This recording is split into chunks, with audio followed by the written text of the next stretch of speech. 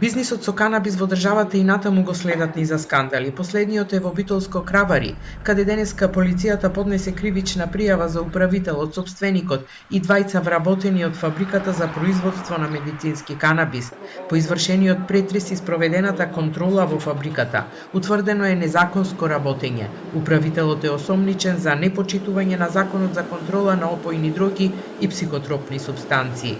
Полициски службеници од криминалистичката полиција при секторот за внатрешни работи Битола, во содејство со Комисијата за оценување на исполнетост на услови по однос на простор, опрема за чување, како и складирање на медицински канабис при Министерството за здравство, по претходно издадена наредба од Основен суд Битола, извршиле претрес во правното лице во село Кравари, при што биле констатирани низа на неправилности при одгледување и складирање на медицинскиот канабис.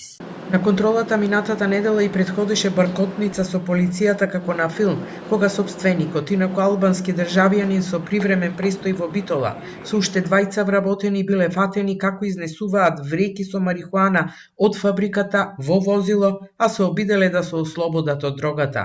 Полицијата ги приведе, им поднесе кривични пријави, а за едно лице одреден е притвор.